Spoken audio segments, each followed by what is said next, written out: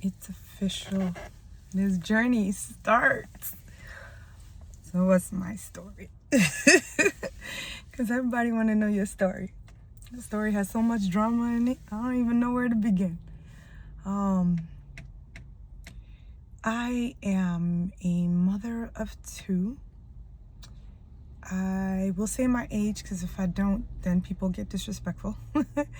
I am 44, will be 45 this year. The year where they start checking for colon cancer, apparently. Just went to the doctors today, so that's fresh in my mind. Was born with vertigo and live a life with it. Didn't always know I still had it. I assumed you outgrew it because my mom stopped talking about it. Doctors never said anything about it. I thought that thing went away. One time I was hanging out with somebody and he was like, "Nah, that's your vertigo." And I'm like, "Huh?" He's like, "Yeah, it don't go away." Try to have a doctor appointment today, thinking I could, because there's new medicine and new stuff, all this new technology that comes up with new ways of doing things. But yeah, no, vertigo is not curable. It is something you live with. Also have polycystic ovary syndrome, something you live with. Also not diagnosed till I was 40 something years old. Actually late 30s, mid 30s actually was when I first started harassing the doctor and asking questions. I actually got a doctor that I liked. And if you have a doctor you do not like, even if it takes 10 doctors to get to the right one is way better than shitty ones that don't make sense. If your doctor ignores what you say, if your doctor can't stand the way you talk to them, if your doctor doesn't want to have conversations with you, just wants to prescribe and ask questions or ignores things you say, not your doctor. Don't sit there. Don't return. I don't care what insurance you have, figure it out. Because having the right doctor can make a difference. I mean, I live a more homeopathic lifestyle because the things I experience, polycystic ovary syndrome, vertigo, yes, there's treatment for it, but is the treatment going to really solve your problem? No, it just makes it a little more comfortable. So eating to the comfort is the same thing, cheaper, and requires less effort. And does more for your body as a long run than just taking the meds. Hence why I even moved down that path to begin with. But even though I'm homeopathic and I like healthy options of food versions instead, I still believe in modern medicine. Like, I am not delusional. I believe the doctors know what they're doing. They are trained. Yeah, they're human beings full of shit too. I know a couple of them, just say. But still, that training is like saying, I'm going to sew a dress, but I don't even know how to use a sewing machine. And you're going to do it better than the person who sews all the time? That's what a doctor is. They do it better all the time. They see more. They know more. They get to know much more about that subject, that thing, than you ever will. So, to just discredit the whole medical, yes, it has issues. Yes, in America, we treat it like a money sign on your forehead and they decide how to treat you based off of that. But with all that said, you still need the system. You just need to find a better advocate for you in that system. That's what your doctor is, your advocate in that system. And if the doctor don't hear you, don't see you, don't understand you, then you don't have an advocate. You have an annoying human being who's getting to make prescriptions on your ass that you probably don't need, shouldn't have, and could cost you in some cases, some women lost their ovaries over having the wrong doctor. So again, make sure that person is hearing you out and not just sign to make you feel special. They shouldn't just make you feel special. They need to really hear you out.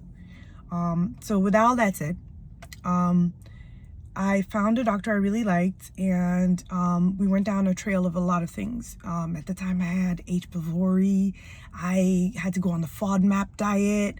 I had gastritis. One time I was up in church choking, and the lady behind me taps me and says, "You have gastritis." And I'm like, "What the fuck? How do you know that shit? I'm choking, damn it. How's choke gas?" But yeah, she was right. I had gastritis. And I was in beauty school, and one of my friends was like, "Oh, all that hair you be having, you have hirsutism, and you probably have POS too." And I'm like, well, I was seeing my doctor for that and they're testing for it. And she's like, yeah, they're going to tell you have it. And I'm like, bitch, how you know that shit? But you know what? She was right. And she was very right. She's still my friend till now. One of my good friends. Because she be knowing. So I've been having hemoglobin issues because I've always been deficient with iron. I think it's just something that runs in our household and just the way we are. It's as University of Chicago people once explained to me was that from certain parts of West Africa, our genotype doesn't allow us to retain iron without sufficient vitamin D. I live in the Midwest. You never gonna have sufficient vitamin D. Vitamin D shots are illegal in the US. In Pakistan, they give it to all their women. They understand that shit. So I decided finally, you know, in part of the conversations with my doctor today, I need to fix this hemoglobin issue because I'm tired of tag team, hemoglobin, and vertigo. It's not cool. You just have shutdown days, and shutdown days are days I'm pretty much in bed, and functioning is not a comfort zone. It's a struggle, like real. And so she then talks about taking iron pills, which I'm never gonna do that. We lived that dumbness early on in life, and not running back down that road. That's how you fuck up a stomach and mess with your appetite and all kinds of other stuff that ain't even worth it. Then the other option was birth control. I have had enough issues. I was one of those people who was on the patch experiencing all that stuff. Doctors telling me, nah, it's in your head. Then they sued their asses, you know? So, and then also, I don't like messing with my hormones. Polycystic ovary syndrome. I don't need you to mess with my hormones. I'll rather do it the natural way than let you mess with it. Because when you're messing with it, you're messing with other things too. It's not just that. They don't want to tell you the long run of that being messed with. I don't want that. So I'd rather let my body do what it does naturally in that term, because that area of study I feel needs more study in terms of how to keep it balanced and not be harmful. I think that modern medicine, when it comes to a women's reproductive system, does more harmful procedures than they do more respecting the body's natural behavior. And I would prefer to respect the body's natural behavior because it's an impressive system to begin with. Let's not disrespect that.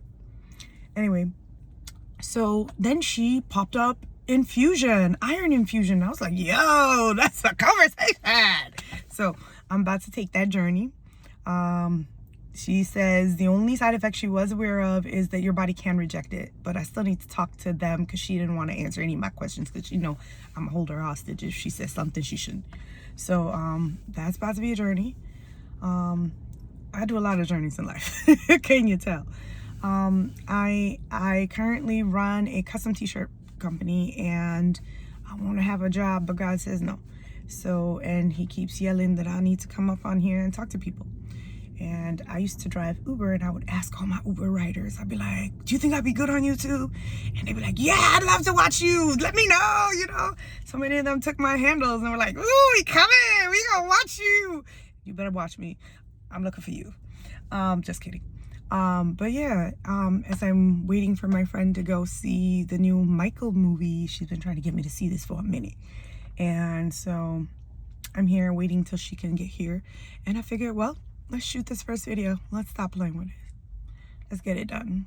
I've had enough motivation for a lifetime. I've been 3 years straight motivation, nothing but motivation. But something kept stopping and being a problem. And then someone gave me the right app that didn't need money. That was the other problem. Remember, I said I was trying to get a job. There was a reason why. I wanted to pay for apps. I wanted to pay for really nice apps that were gonna do all the work for me. I like AI. I don't know, a lot of you be hating it. But AI is supposed to make our lives easier. It's a tool to make your life easier, just like brushing your teeth with an electric toothbrush. Baby, bye. Why not? You know, you sometimes make choices that are easier, especially when you're a one-man tool bag and you have a lot that you do. You know, don't make life more complicated than it need to be. It already is. Life is already difficult on its own. You don't need to help it become more difficult. You know, take the easy pill when it's available. If it doesn't come with side effects, that is. But if it do, baby, run. Do the hard work when you have to. Sometimes, you know, hard work costs. It costs you something to choose choices in this life, whether not choosing choices, which is still a choice. But it just happened. No, you were standing there letting it happen. You were a part of it. You participated by being present. Don't lie to yourself, and taking ownership of the things you do, what you contribute to, what you participate in. Those are basic life lessons. I mean, if you want to know more, hit me up in the comments. I can always talk about that. That's never a problem for me. Those are my strong suits. Life and its consequences, and what they can cost you in terms of time, in terms of your build of yourself. Sometimes we think the cost is just, it's like this. I have discovered that I like pleasure, and I like things that are pleasurable and things that are enjoyed in terms of pleasure. And so sometimes I will forgo doing something properly because I want the pleasure aspect, and the cost of that can be high. And understanding what cost you are not comfortable with, and what cost, even if you were comfortable with, is not worth its weight in gold. That's pretty much it. I'm gonna end this video now because I gotta go in the theater. But we will work on more videos, and we will be back, and I will work on consistency, and I will not be doing all that. I know people want you to have a schedule, but I'm neurodivergent, and I'm accepting that. When I was a kid, they didn't like labels. We didn't like labels. We didn't like all those things. And I know many Christians like, don't label it. God didn't give you that label. No, there's difficulty in this life. He didn't tell you there won't be difficulty. Just like there will be labels too. Just don't let the devil label you. And don't let other people's label determine who you are and what you are. Saying I'm neurodivergent isn't a label. It's accepting that I don't like constrictive situations. I don't like having things in a box and having a set schedule, a set time, only for certain things. There's certain, I need there not to be chaos, but at the same time, I need flexibility and not rigidity, right? Like I just explained that I have vertigo, and some days I got shutdown days. So if I stay in a rigid schedule, then on those shutdown days, I would struggle as a human being, because then I couldn't do all the things I wanted to do or stay on schedule or be on schedule because of my rigid schedule. You see that? So knowing who you are, knowing where you fit and what makes you who you are, and respecting that, and not taking, yes, it's good to take advice from other people and hear what other people have to teach you. You should be doing that. But you should also know where your boundaries and borders are, and where you fit and how you can fit. If you're going to take advice from someone, see how it fits into your space of things. See how it fits into what you're trying to achieve and what you're trying to do. Don't just be like, "Ooh, we're doing that," and then you hit a brick wall because you can't mentally bend like that. But did you know that before you went in? Yeah. And did you try and adjust it to fit you? No. Because you were like, that's how they do it. I'm going to do it that way too. But you're not them. You're not them. You're not supposed to do everything copy and paste like somebody else. Golly, all you people copy pasting other people's plans and ways of doing things. It's getting sad. But okay, when you all hit faces on the floor, because you will hit your face on the floor when you're doing something somebody else's way at some point. It's not gonna be, even if you get to making the millions like they're making it, you're gonna get to a sad point where you're unhappy making millions. That's a sucky moment of life. Because that adjustment be hurting like a Band-Aid being ripped off for real. Latest.